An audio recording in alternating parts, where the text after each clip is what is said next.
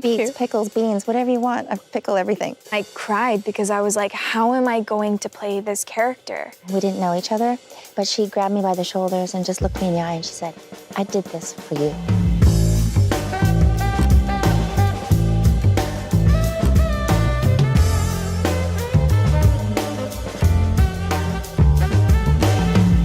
I'm so excited to meet you. I have so many questions. I know, I do too. I'm such an admirer of your work, and I loved your film. I can't wait to like get into that, but how do you feel right now? I feel a little nervous actually right when they called action. I know, me too. I know, because how do you start a conversation about all of this?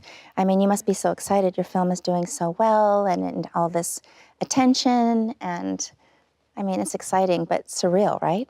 I'm so lucky to be in a film like this, and I've been dreaming like my entire career as an actress to be in the place that I am right now. So it feels surreal. I don't know, some of it doesn't quite feel real at times. Maybe it's better that way.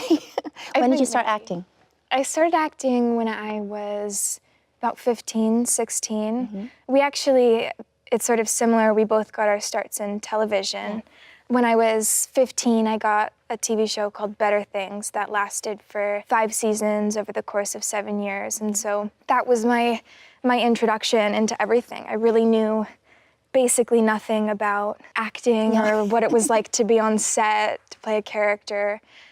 And so over the course of those 7 years, I really was able to just dip my feet into the water and cut my teeth on something and learn, At least it's the beginning, right? Like, you don't really know sometimes when you start the process. You know, I was always very curious about the craft of acting, but I didn't really have to apply myself when I was running around in a bathing suit, like, you know, Baywatch.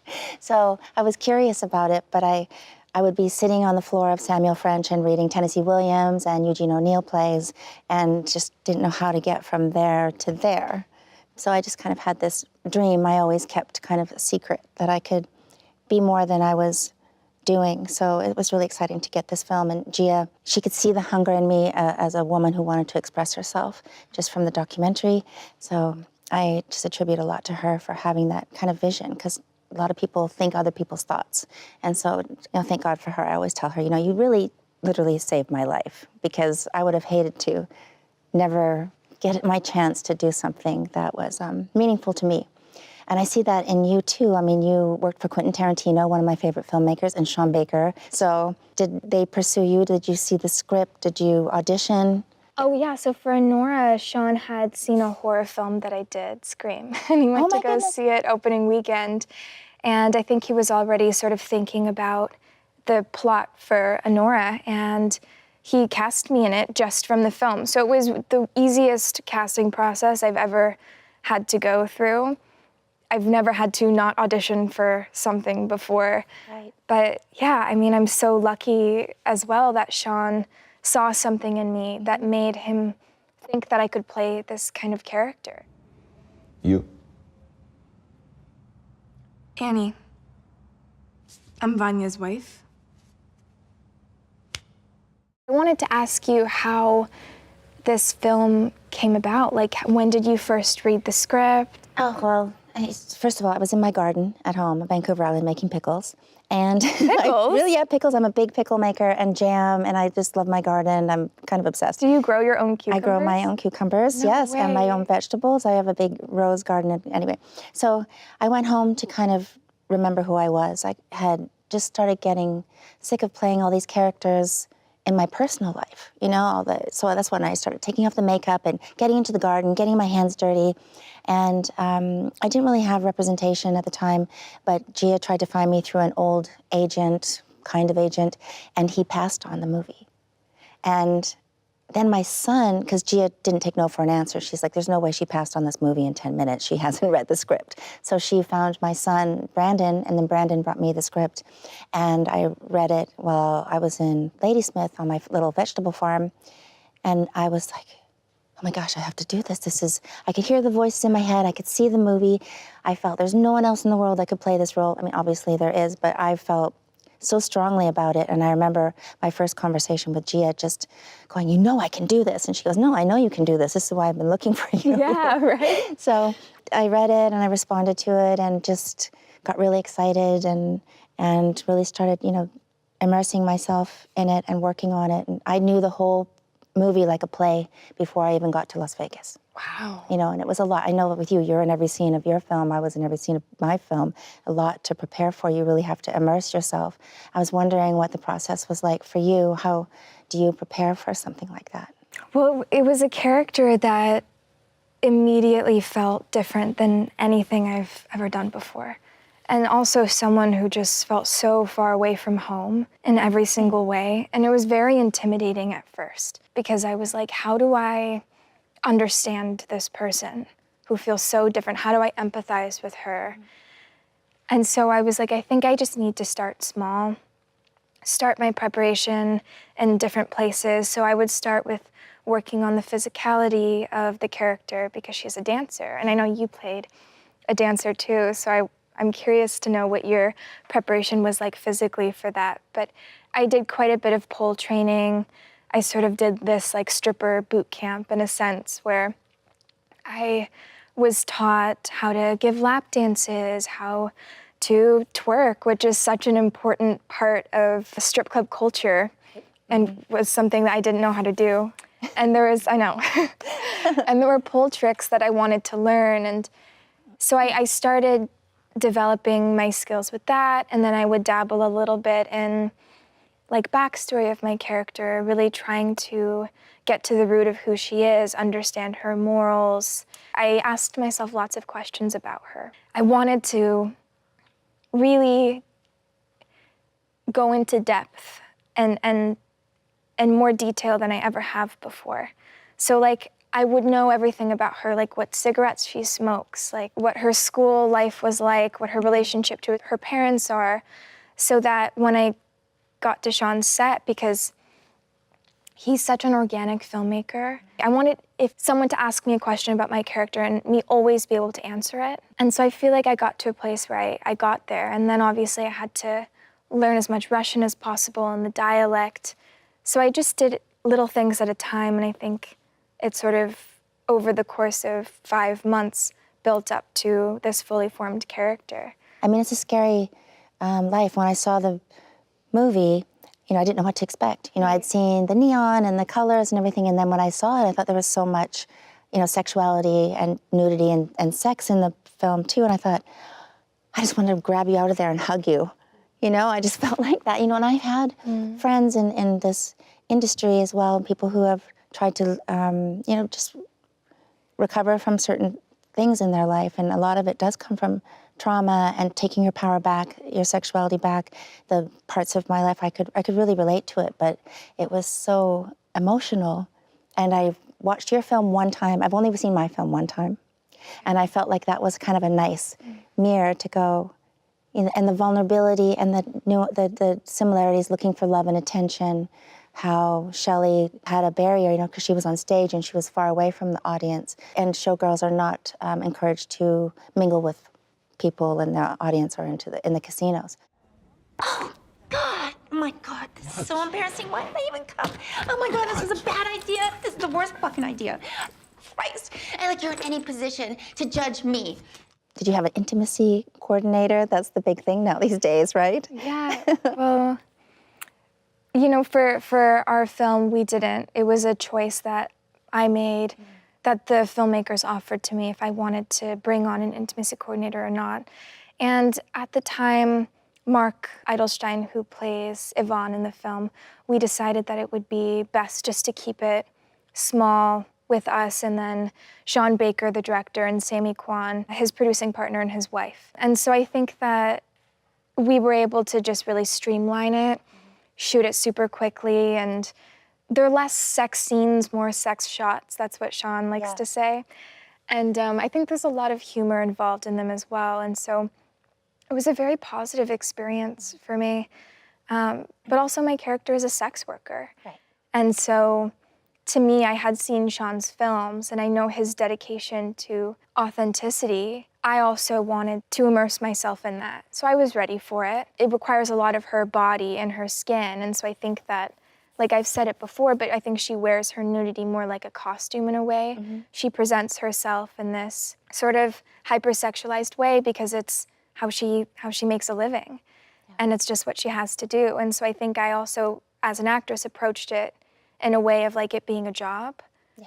So I was very comfortable. First, I'm getting a lawyer. Then I'm gonna sue Yvonne and you. And I'm gonna walk away with fucking half because I didn't sign a prenup. I want to ask you what your preparation was like. I worked with this great acting teacher, which I do a lot of, so I got to be able to bring a lot of my own personal experience, my kind of long life of dealing with beauty and glamour and aging and reassessing life choices. So I got to bring my whole life really into this role. It was such a relief to be able to play something where I could express myself that way. And of course, the physicality.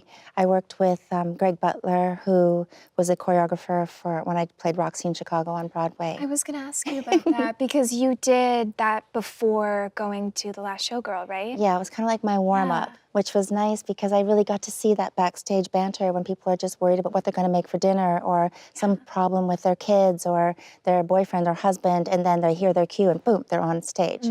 So I got to research that there, not knowing I was going to do, The Last Showgirl next. But there's a whole choreography when it comes to those costumes. They're like 50 to 80 pounds sometimes. Wow. And these headdresses, these Bob Mackie pieces that are museum pieces and hadn't left the building in 30 years. They're Bob Mackie designs? Bob Mackie designs. Oh, and they have so much history in them. I felt like I was wearing something that so many other women had wore before me. There were even name tags, some stitched in, some still. So you really felt a community of women. The Vegas showgirl is the iconic image of Las Vegas, and it no longer exists. So I wanted to keep that nostalgic innocence, joyful optimism about her art form. So I did a lot of research. I met with a lot of the Jubilee dancers, and to create the chemistry and the bonding between the young girls and the other people in the movie, I had dinners at my house where I like to cook. So we were all cooking vegetable soup and doing all sorts of bonding things because we shot the movie in 18 days. Wow. Yeah. Oh, wow. Okay. So it was like a play every day. I looked at it as a play, and it was actually started out as a play and then adapted to a screenplay. Well, you really feel that chemistry and camaraderie and that rich history between you and each of the characters in the film.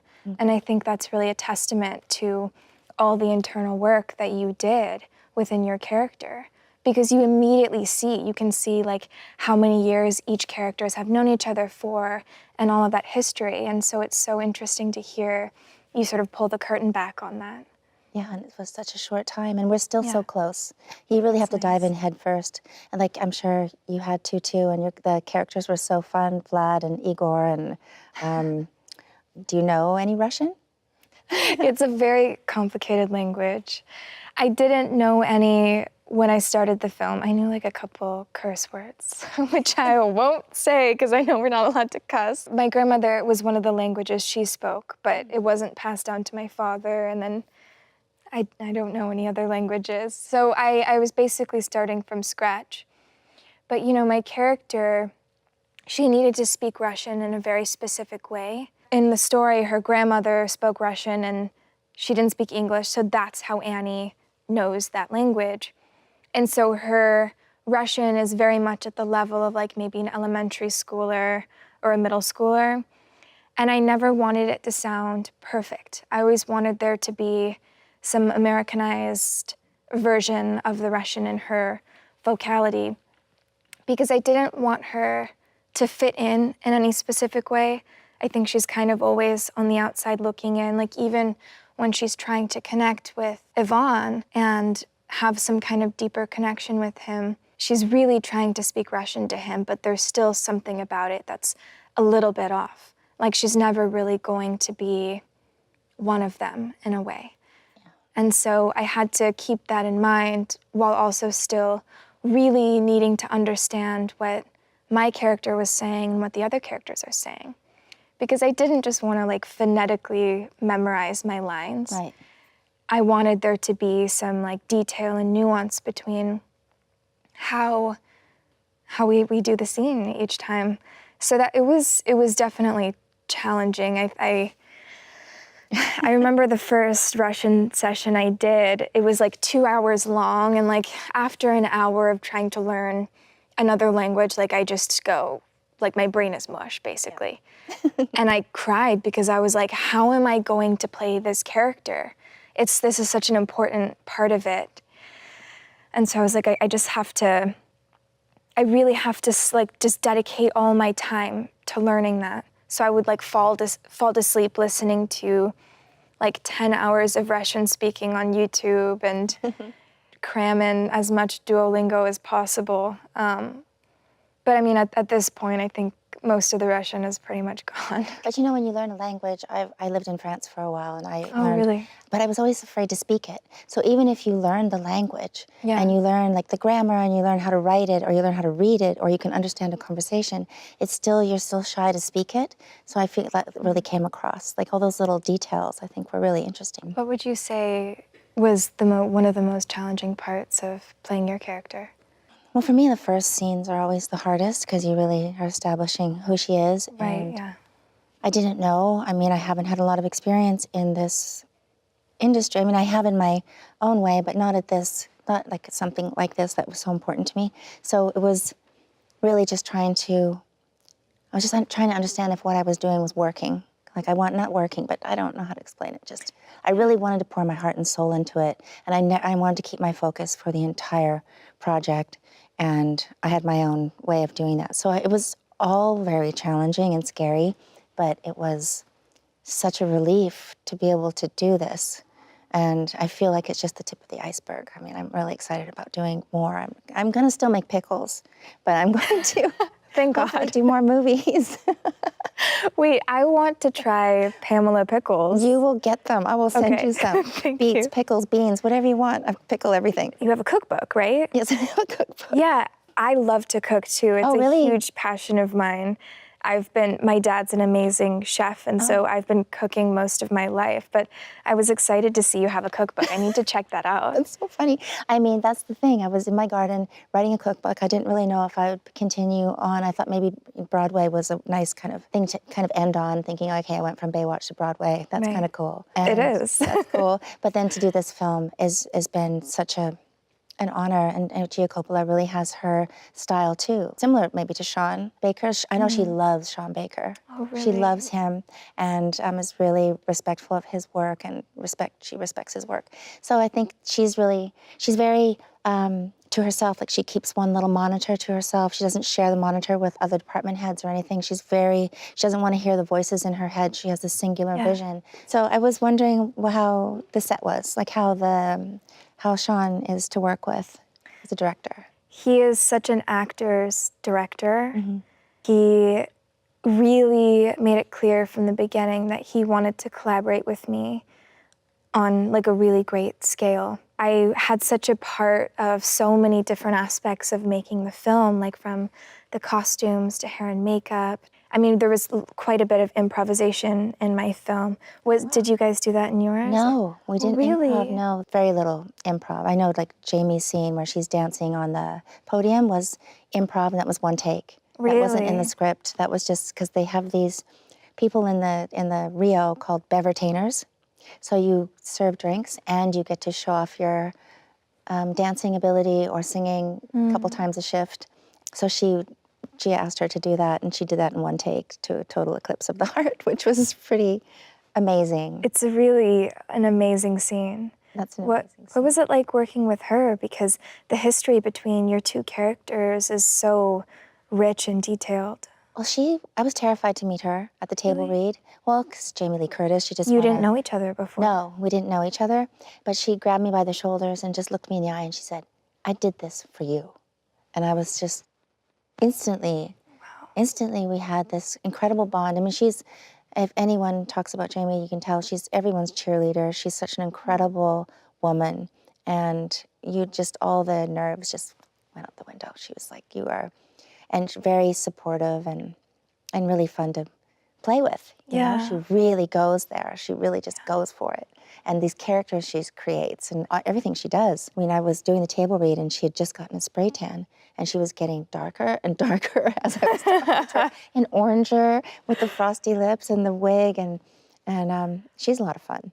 A lot of fun, but very super professional. Yeah. She was moving gear. She was like, she introduced herself to every single crew member.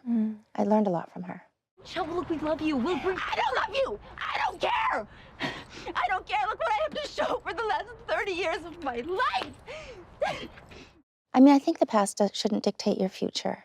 And I really like to live in the moment and really want to enjoy this time in my life. But looking back in hindsight, I was always creating characters. And I feel like, I know I've created a few Halloween costumes even, but they were memorable characters. So I just take it as a compliment. I don't know if you have kids or if you're in a relationship. You don't have kids yet, right? But there's, you know, being a working mom and being in this entertainment world, and even having your mom be, you know, sexualized in some way. Like a lot of the things I went through, I didn't realize my kids were going through them at the same time. So as adult children, we talk about that a lot. And, you know, you kind of beg forgiveness for your adult children, but we're such a team now. At some point, I was working with Kareem Anous in Barcelona. I said, I just want to dive in this pool and I want to let everything go of my past. I don't want to even think about it anymore. I'm sick of hearing about it. I just want to start now. And he goes, no, bring it with you, baby. And I was like, yeah, that's so much easier. Yes, I'm going to bring it with me. It was just, so I'm not ashamed of my life. I'm not ashamed of the choices that I made, even though maybe in hindsight I would have done things differently. But you need life experience to know that you would have done that differently. So I'm so happy for you because you are really starting at this such exciting moment in your young life and you have so much ahead of you. But, you know, you just learn along the way and apply everything you learn to what you do. And I feel like now I have the freedom to focus on things instead of worrying about a relationship or my family. My kids are grown. I'm free. Now I can play again. So anyway, I just wanted to say that about my past. I don't know if I was ever looking for my voice or I didn't realize I'd ever find it. I don't think that there's anything to be ashamed about, you know? Yeah. I'm trying to tell myself that too. Yeah, well, you said that word, and I think that, like, shame, it's such a, gosh, that's like, I said that now, and it's such like a palpable feeling. Yeah. And I think that as women, like, we all feel that at some point in our life or multiple different times. And I think that when you live your life and you, like you said, you bring all of those things with you, and it makes you who you are. And I think the life that we live, it makes us better actors as well. Like, a lot to draw from. absolutely, but this whole incredible, amazing life you've had has made you the person you are, and that's why you were able to play Shelley and give the performance that you were able to give, which is so breathtaking. Oh, thank you. There's this moment in the film where you're all sitting at a dinner table. It's earlier on in the film, and your character is being told that the show is ending. And it's like a close-up on your face. And like tears well up in your eyes, and you can see Shelley's life like flash before her eyes. Yeah. All of the years and all of her life that she's dedicated to this job that she loves. Yeah. And it was such a beautiful, poignant moment to see that. And I think only someone who has lived a rich life is able to give that kind of performance.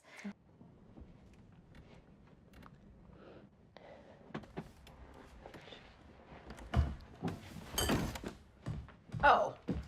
I was wondering, too, in the last scene, like, where do you think Honora goes from there? Where do you think she goes at the end? But I mean, that last scene must have been difficult, too, and that was really a wonderful moment for you as an actress. It was just really incredible to watch your performance, too. You are so amazing, and you're so young.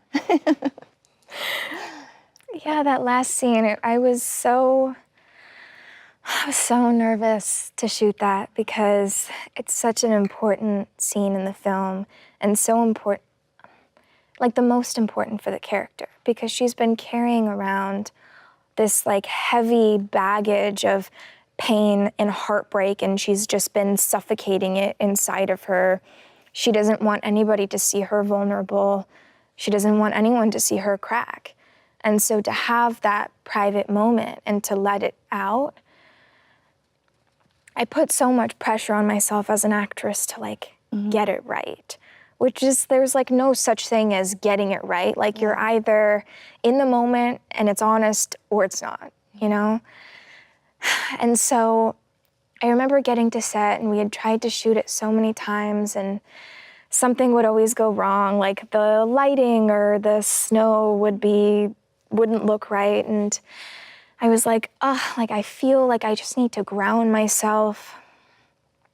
I had almost like given up on the scene in some weird way.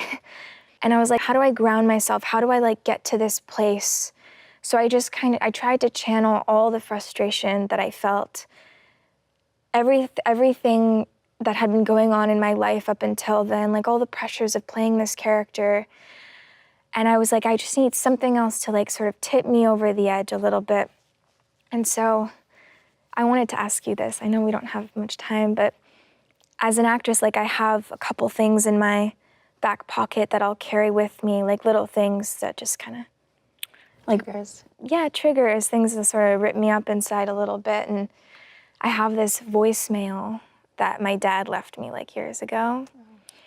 And it's, for whatever reason, it's very private, like I won't go into it too much, but I was like, you know what if I play this before the scene? I think maybe that will give me something a little more personal.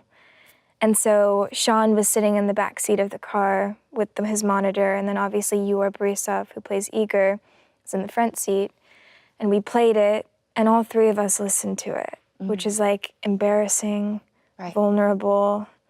I think it sort of connected all of us together and grounded us to this place of like extreme vulnerability, to where I was able to shoot the scene and we just got it.